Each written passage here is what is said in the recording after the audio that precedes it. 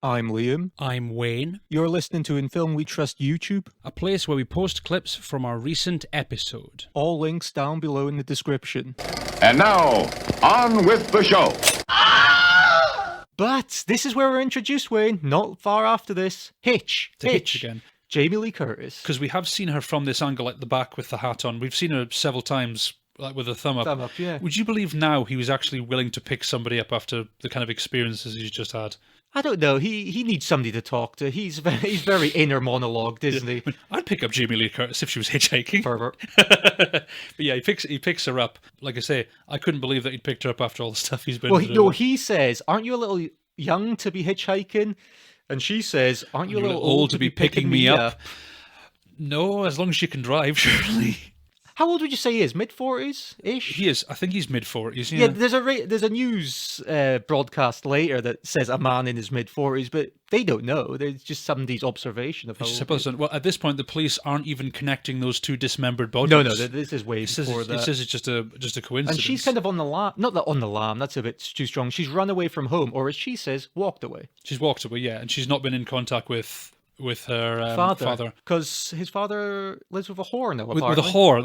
That's her words. That's her exact words.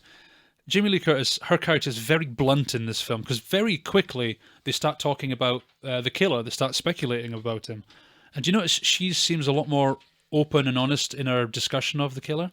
Oh yeah, she sees this as a very exciting thing, doesn't she? She's almost taken on board. She's going with his flights of fancy that there could be this killer on the run. It's interesting because before he was speculating himself, but now that she's offering theories, he's almost deflective, especially when the topic of sex comes up. Well, he says, and I've got a few quotes here, he says, he's just killed a girl, which she says, did he make love to her first?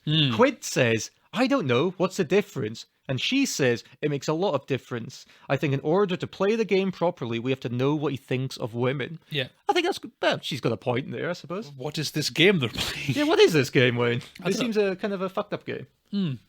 Because after that, well, she mentions that her father is he works for a diplomat, doesn't he? He's quite high up. Which would explain why she's American. Yes. So we're getting some background there. And she goes off for the toilet and he's chomping on the carrot, which ties in with the bunnies. And he says, watch out for the bunnies. And then takes a big chomp on that carrot. Mm-hmm.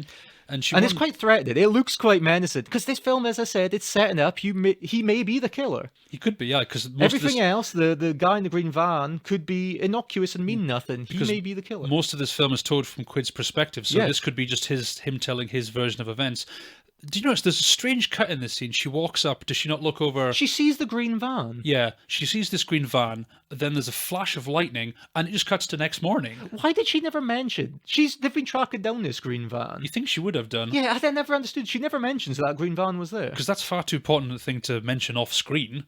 Yeah, because after that, we wake up in the morning. Because, like I say, it just cuts to the morning immediately. It's a strange cut. I do love in these throwback films to whether it's Hitchcock and that, where they use thunder and lightning as almost like an aesthetic, don't they? It is quite a cheesy effect. No, I like it though. Yeah. Brian De Palma is he's guilty of that kind of thing as well. It comes up in a lot of Stephen King adaptations as well, just lightning effects. There is these visceral things though, these kind of visceral things that humans are innately kind of suspicious of, thunder, lightning, they just work, don't they? Apparently when we're born, the only two natural fears we have are falling and loud noises. Is that true? Yes, so like I say, it's an innate fear that we have. So morning, she writes, tomorrow's bacon on the back of the truck. And she tells, it's like a little poem about it. It sounds like a song lyric. They're very poetic, these two. They are, yeah, especially Quid, yeah. They could learn a lot from each other. Well, he mentions some poem, and she says to him, poems are old and dusty. You're not old and dusty. And then she asks him, how old are you? And he says, too old. Because there's almost a little romantic bit there, isn't there? They look at each other a little. There is a bit of thing going on There's there. a bit of chemistry there, we could say. I think the chemistry between them is fantastic. Oh, yeah. Absolutely. And again, it's like almost like dangling a carrot, just enough. Is there something? Will they, won't they kind of thing? We cut to Hitch, or Pamela. We find out, yeah. As turns out her name, but Pamela, she goes into the van, and there's a great scene where the killer's lying on the floor. In a sleeping bag. Yeah. And you know one thing I love about the scares in this movie? You know in modern horror films how they jump scares. The dun musical stinger. There is none of that in this film. Anytime there's any kind of scare, it's like you're left to make your own kind of scared sound. Yeah, they're not going the cheap way. on this, are they? No, there's no people popping Everything out. is earned. There's no people popping out of the dark and like slamming hands on shoulders. No, it's like you say, the scares are earned, but they're built up and they're earned. And she is taken away, isn't she? She's kidnapped. She yeah. is kidnapped by Green Van Man. I keep calling him Green Van Man. Did he ever have a name? No, it's just the killer, isn't he?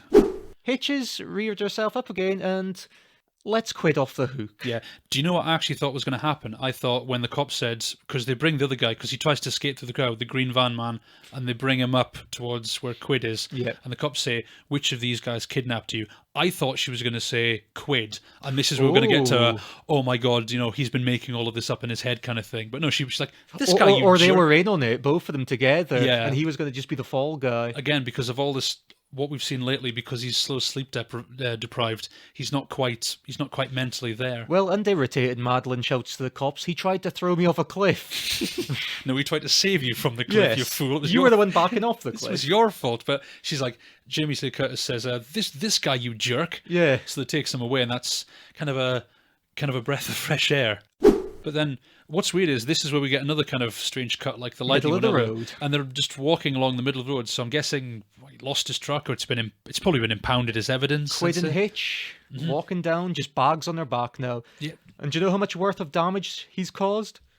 Oh, how much was it again? $100,000. That's fair enough. Oh, well, we'll take that out of the movie's budget, I guess. Because he says to her, I thought that body was you hanging in the back of a truck.